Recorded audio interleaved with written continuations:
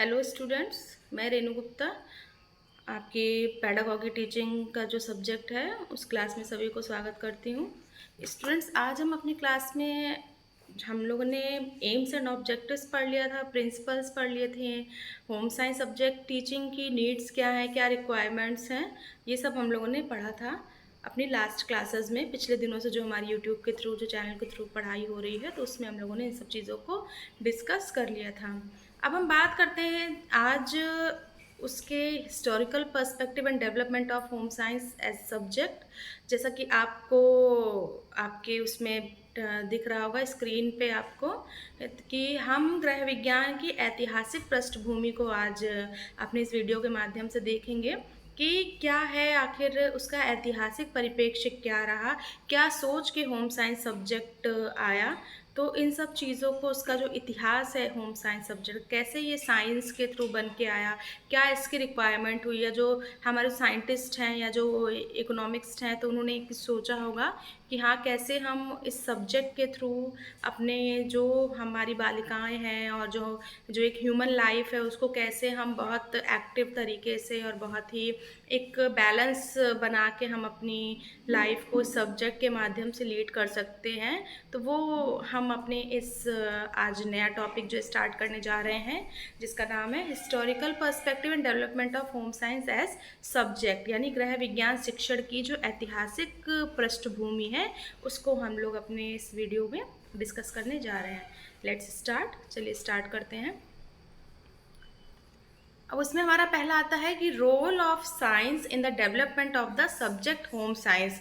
अब क्या किसका रोल था, तो यहाँ पे सबसे पहले जो हमारा ऐतिहासिक परिप्रेक्ष्य है तो उसमें हम सबसे पहले जानेंगे कि जो रोल ऑफ साइंस है, यानी गृह विज्ञान विषय में विज्ञान की क्या भूमिका रही, तो ये हम देखेंगे। इससे पहले लेकिन थोड़ा सा हम लोगों ने उसकी हिस्ट्री को थोड़ा सा ध्यान देना होगा कि देखिए क्या है कि जो आप हमारा पिछला आप चले जाइए, हमारे दादी बाबा के समय में आप देखिए या उससे और पहले, तो जो हमारी फीमेल्स थी तो वो हाउस होल्ड वर्क ही ओनली करती थी, और उसमें जो एक व्यावहारिकता थी फैमिलीज़ में, तो वो भी हम कहीं ना कहीं देखते थे। आप सब बैठिए, अगर उनसे सबसे बातचीत करिए तो आपको ये सारी चीज़ें देखने को मिलती थी।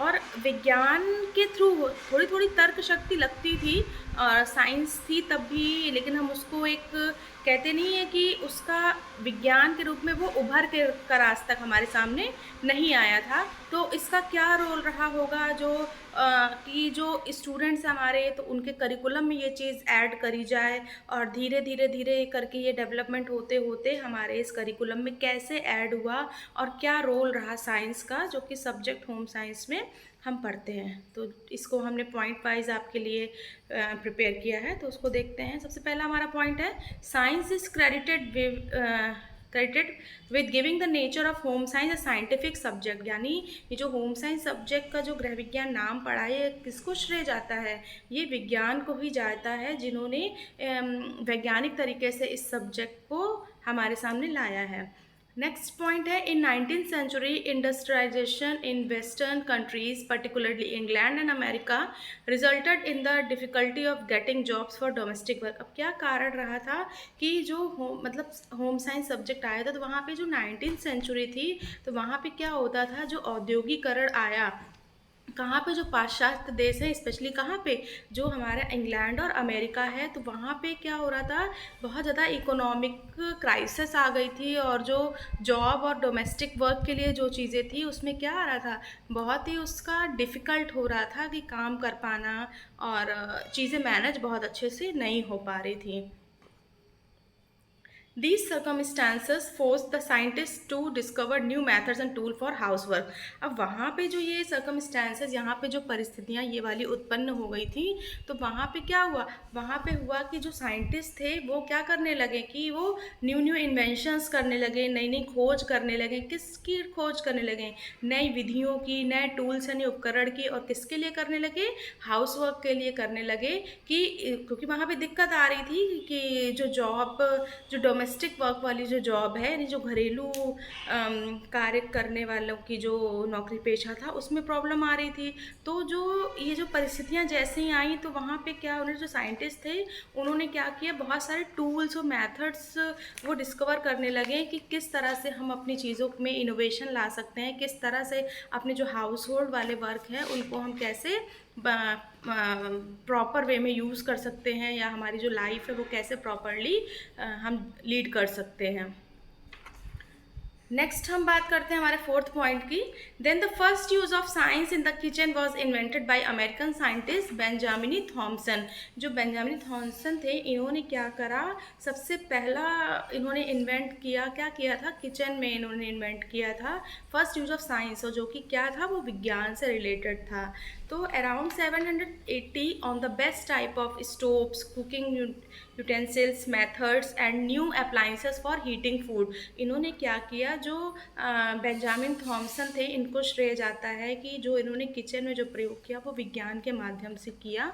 और जो 1780 में इन्होंने बेस्ट टाइप ऑफ स्टोव्स, जो स्टोव सब जानते होंगे ना, जो घर में काम आते थे, और कुकिंग यूटेंसिल्स यानी जो एड्स थे हमारे जो कुकिंग करने के, मेथड्स जो विधियाँ थी, नई नई विधियाँ लाए, और न्यू अप्लाइंसेस यानी नए नए वो तौर तरीके लाएं, अपने टूल्स लाएं अपनी किचन में फॉर हीटिंग फूड, यानी किस लिए, वो गर्म करने के लिए फूड को लाए मेथड्स। नेक्स्ट पॉइंट पे बढ़ते हैं आगे।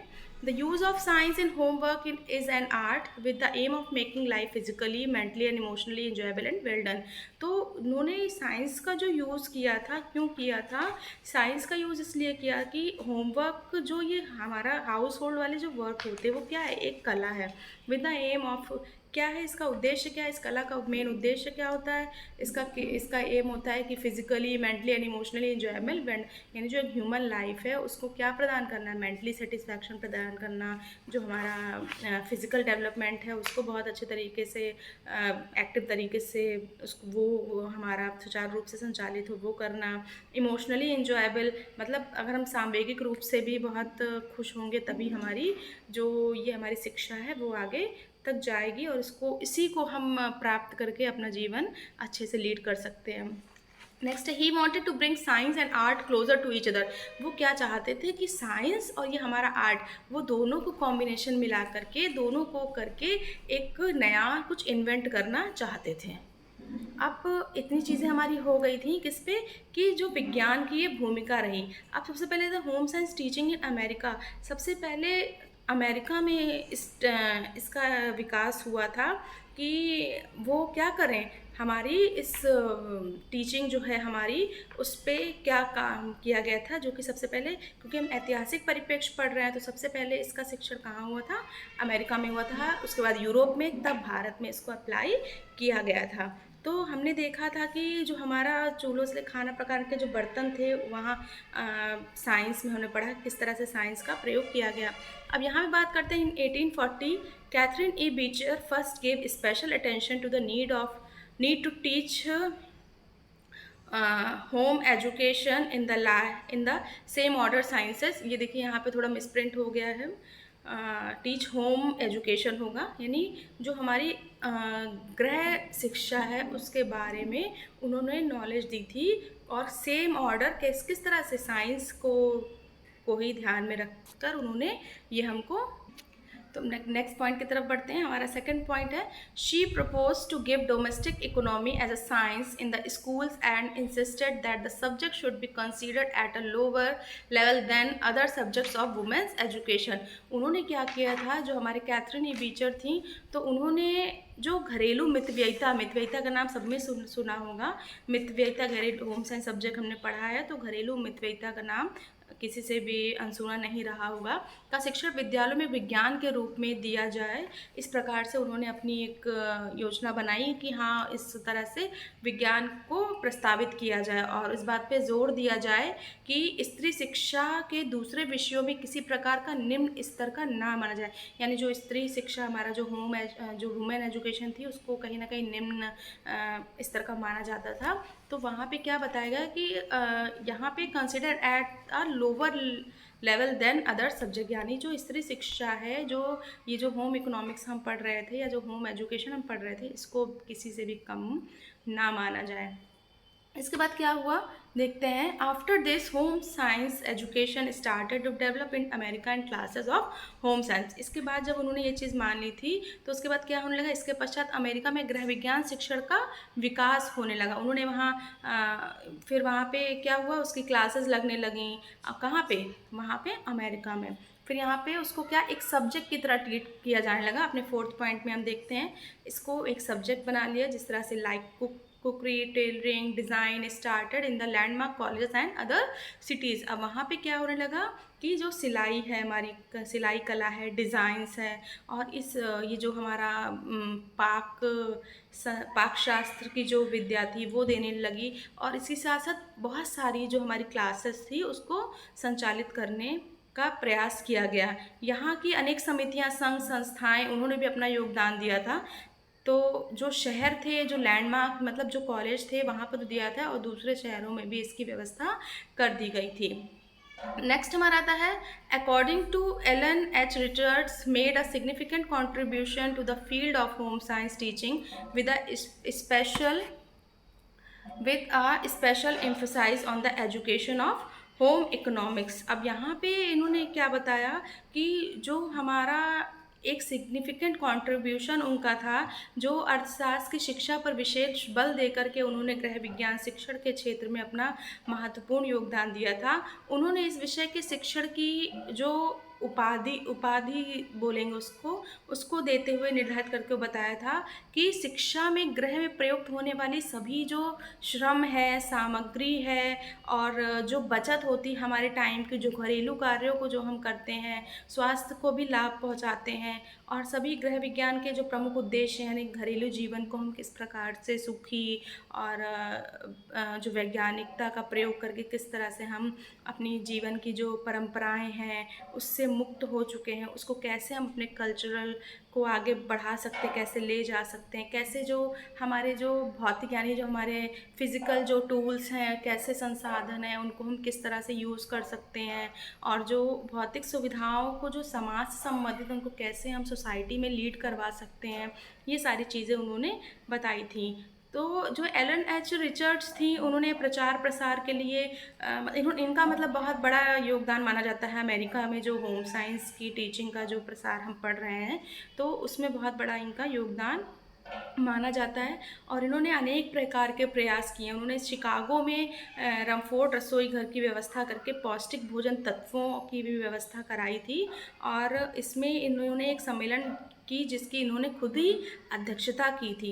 यह संस्था गृह अर्थशास्त्र शिक्षण द्वारा अमेरिकी घरों की व्यवस्था को सुधारने का प्रश्न समय समय पर निरंतर विचार करती रहती है। यानी ये जो रमफोर्ड ये रसोई घर जो है वो अमेरिका में उन्होंने करा था, और प्लेसिड क्लब नामक यानी जो लेक प्लेसिड क्लब है, इन्होंने वहाँ पे इसकी क्या करी थी, उन्होंने क्लब नामक संस्था जो मॉर्निंग साइड में स्थित थी उसको क्या करा था, वहाँ पे इसकी अध्यक्षता करी थी, और जो पाक कला से जो रिलेटेड पोषक तत्व है उसमें इन्होंने अपनी अध्यक्षता में इस चीज़ का सम्मेलन करवाया था।